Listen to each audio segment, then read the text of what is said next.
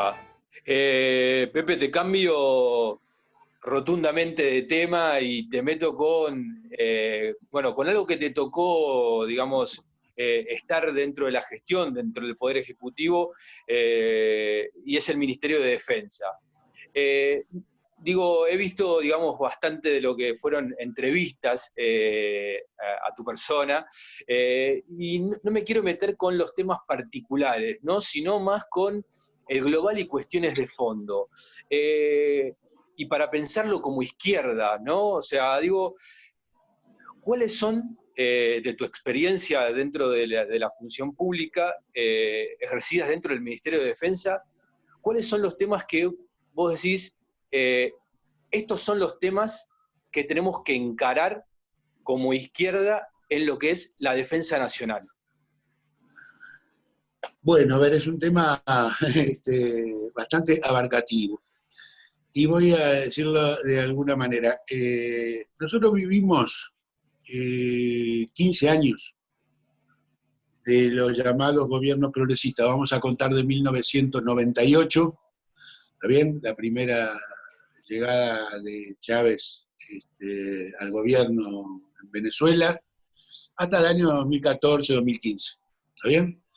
En ese sentido hubo una cantidad de cambios que se dieron en la región a punto de partida de gobiernos, llamémosle progresistas, para decirlo de alguna manera en una acepción amplia. Se dio en Venezuela, después se dio en Brasil, después se dio en Argentina, después se dio en Uruguay, después vino Bolivia y Ecuador, después vino Paraguay, en América Central la elección de Zelaya en su momento, la vuelta del Frente Sandinista en Nicaragua, la vuelta el acceso al gobierno del FMLN en El Salvador. Bueno, un conjunto de transformaciones se dieron, y ese conjunto de transformaciones hay un hecho muy importante que fue la llegada del Partido de los Trabajadores en Brasil.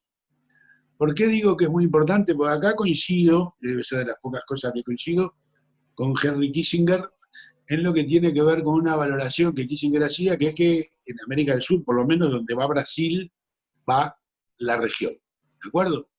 En aquel momento se planteó, y yo voy a recordar acá a un compañero fallecido, brasilero él, pero muy latinoamericano, Marco Aurelio García, que fue asesor en Relaciones Internacionales del Partido de los Trabajadores de Brasil, secretario de Relación Internacional, y después fue asesor en materia internacional de Lula y de Dilma. Pero quiero recordarlo para que no nos olvidemos de que era un latinoamericano consecuente, y a punto de partida de Brasil se dio, era imposible que si Brasil no estaba en esto se diera, la necesidad de la unión política a nivel latinoamericano. A ver, y se generó la Unión de Naciones Sudamericanas, la UNASUR. Vamos, yo no me voy a alejar de hablar de defensa, pero quiero ubicar el contexto político en el que se dieron algunas cosas. Uno de los primeros organismos que generó la Unión de Naciones Sudamericanas fue el Consejo Sudamericano de Defensa. Coincidentemente, cuando estaba Michelle Bachelet de presidenta en Chile, fue la primera reunión.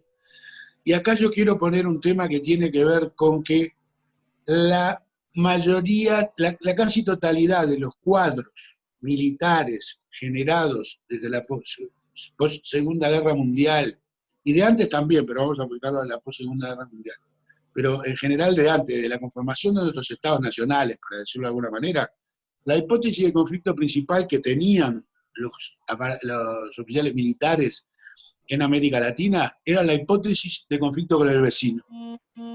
¿Ven? Es claro, las rivalidades militares entre Argentina y Brasil, diríamos, ¿no?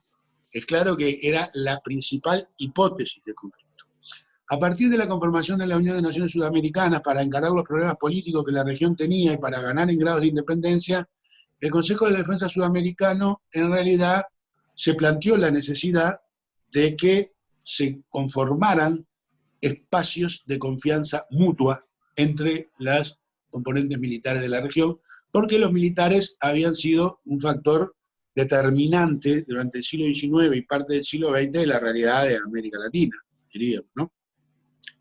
Y fueron actores tan relevantes que fueron, bueno, los actores que estuvieron inmiscuidos en los golpes de Estado de la región durante todo el siglo XX, tuvieron la titularidad. No fueron solo golpes de Estado militares, fueron golpes cívico-militares, la mayoría, pero el actor principal fueron los militares. Y el tratar de que se pensara en los intereses estratégicos nacionales, pero a punto de partida de pensar en los intereses estratégicos regionales. Porque es obvio que es muy difícil defender intereses estratégicos en el mundo globalizado si no es en clave regional, ¿no? Yo lo decía, en muchas charlas o conversatorios que hemos tenido, he dicho que Alemania, y voy a poner el ejemplo que hice referencia en las decisiones económicas de la canciller Angela Merkel, Alemania, siendo una potencia económica, no es nada en el mundo sin la Unión Europea. ¿Bien? Por lo cual nadie podrá pretender en la región latinoamericana ser alguien en el contexto global sin un enclave regional que acompañe el ganar en los grados de soberanía en cada uno de nuestros países. Eso se dio, en fin, de manera muy natural en esta UNASUR, que muchos criticaron porque decían que era una UNASUR ideológica, ¿no? En realidad se están llevando puesto que esa UNASUR ideológica tuvo incorporada al gobierno de Piñera, tuvo incorporada al gobierno de Uribe y de Santos, que poco tenían que ver con identificación ideológica con la mayoría de los gobiernos progresistas de la región, y que permitió solucionar en clave política muchos conflictos que se fueron dando al interior de cada uno de esos países sin llegar a la situación de conflicto interno por enfrentamientos. Esta realidad es una realidad en la que tiene algunas exigencias. En primer lugar, una exigencia es que el poder militar y la estructura militar esté subordinada a las decisiones políticas en el marco de la Constitución y de la ley de cada uno de los países. O sea, que esté subordinado al poder civil, como las constituciones, la mayoría de las constituciones lo determinan, y que en el marco de esa constitución y de la ley, las decisiones las toman el poder político legítimamente constituido en cada uno de esos países. Esto es un tema, diríamos que es muy difícil a veces consolidarlo al interior del estamento militar, que en la medida se cree muchas veces como ser los custodios de los valores de una sociedad. ¿Bien? A veces lo formulan incluso como que el estamento militar son los custodios últimos de los valores de una sociedad, cosa que en realidad no se condice con la realidad. En realidad son en todo caso el componente militar de defensa de los intereses estratégicos de un país determinado, y ojalá que lo fuera en algún momento de una región. Entonces los desafíos ahí era salir de ese estamento militar o de esa concepción militar del siglo XX que estuvo en la segunda mitad del siglo XX y después de la década del 50 muy subsumida en lo que era la doctrina de la seguridad nacional, que era una doctrina subordinada a los intereses estratégicos de los Estados Unidos, y pasar a construir una matriz doctrinaria regional. ¿Ven?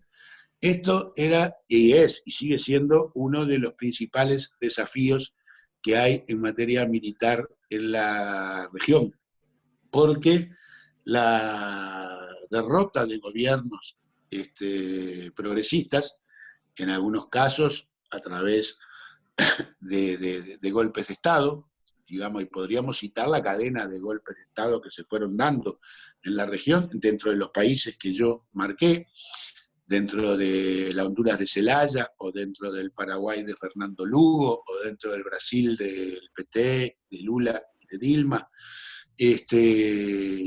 y en otros casos, por reconversión, y pasarse con armas y bagajes a las otras filas, como es el caso de Ecuador hoy por hoy, ¿está bien? En realidad determinan como una suerte de recomposición negativa de los estamentos militares en América Latina. Ni hablar de Bolivia, ¿no? En la que en realidad el estamento militar y policial, de los aparatos de seguridad, fue factor determinante, conjuntamente con la OEA de Almagro, del golpe de Estado contra Evo Morales, en el corazón del continente. Quiere decir que, en realidad, se venía caminando para que el estamento militar en América Latina entendiera la importancia de la subordinación al poder civil en el marco de la Constitución y de las leyes, pero en el marco de una doctrina de defensa de los intereses nacionales y de los intereses regionales, y esto se ha revertido, en mi opinión, lamentablemente, en la región, también lo que es volver unos cuantos casilleros para atrás de los avances que se habían dado durante el ciclo de los gobiernos progresistas en la región. Creo que es negativo, creo que los vuelve a los estamentos militares a una época de prácticamente, en fin, de lo que conocimos como las repúblicas bananeras en América Latina, y de subordinarse a estrategias que no tienen absolutamente nada que ver con los intereses estratégicos de la región, en un contexto, además, en la que la subordinación a los intereses estratégicos de los Estados Unidos se da en un contexto de la debilidad de la hegemonía de los Estados Unidos a nivel global.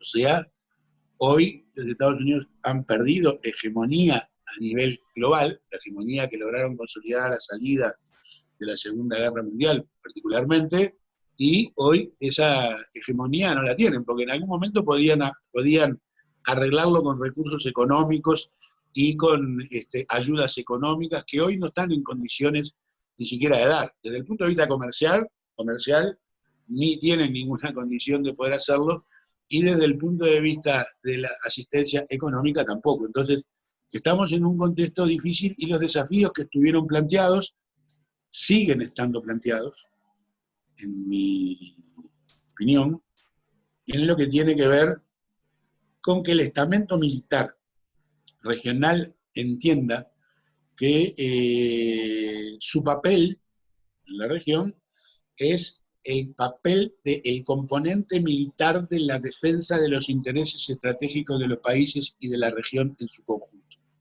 Este es un tema complicado, muchas veces porque hay cierta suerte de mesianismo militar, ¿está bien? El que lo vemos en muchas declaraciones de militares brasileños hoy, ¿no?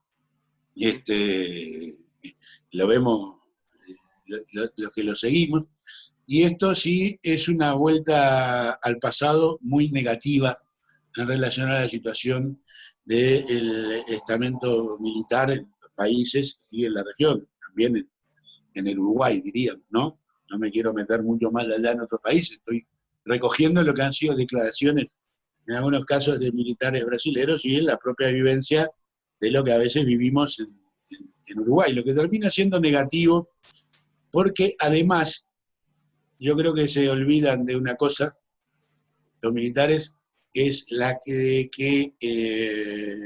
la capacidad de defender militarmente intereses estratégicos depende del grado de empatía que tengan en la sociedad en la que se desarrolla. Y si esa empatía no es muy fuerte, no hay mayor capacidad de defender intereses estratégicos desde el punto de vista militar, ¿no? Y esto creo que es una reflexión en la que deberían profundizar los cuadros militares de esta época en nuestra región, ¿no? Con respecto a eso te iba a preguntar, y de acuerdo a tu experiencia, ¿la institución militar es homogénea o en realidad la obediencia debida, digamos, termina ordenando esa apariencia de homogeneidad? Yo tengo una formulación que es la siguiente. Las estructuras militares y policiales que están sujetas a disciplina, ¿está bien?, son lo que sean sus mandos políticos y sus mandos militares. ¿Qué quiero decir con esto? Que si los mandos políticos no cumplen el papel que tienen que cumplir, y los mandos militares no entienden la necesidad de subordinación al poder civil en el marco de la Constitución y de la ley, en realidad pueden ser llevadas para cualquier lado, independientemente de que adentro puedan existir quienes, en fin, minoritariamente resisten el ser utilizados en la defensa de intereses que no sean los estratégicos de un país. Pero el tema principal acá es cómo el mando político, no solo el mando político, vamos a entender, el sistema político institucional de un país se para ante el estamento militar. Y muchas veces los militares estuvieron subordinados a intereses políticos o a intereses de determinados estamentos sociales o clases sociales. Cuando en América Latina, después de la Segunda Guerra Mundial y particularmente después de la década del 50, más allá de la existencia del conflicto este-oeste que cuadró el escenario global, ¿está bien? Y comenzó una puja por la redistribución de la riqueza en la región. Los militares con los golpes de Estado se subordinaban a las clases dominantes, incluso no perteneciendo en algunos lados a esos estamentos, pero se subordinaron a los intereses de las clases dominantes. Hoy no lo reconocen, les cuesta reconocerlo, pero se subordinaron a los intereses del poder económico en esa lucha por la distribución de la riqueza. En algunos lados, porque incluso se enriquecieron ellos, ¿no? Porque fueron atendidos por ese sector de poder con prebendas o lo que fuera. Pero incluso donde no se enriquecieron porque no fueron cooptados a través de dinero, terminaron subordinando a la defensa de esos intereses estratégicos de, en fin, de los sectores de clase dominante, en un momento en que la agudización de los conflictos, más allá de estar teñido por el escenario este-oeste, en realidad se dirimió en una lucha por la redistribución de la riqueza en un momento de crisis en la región, ¿no?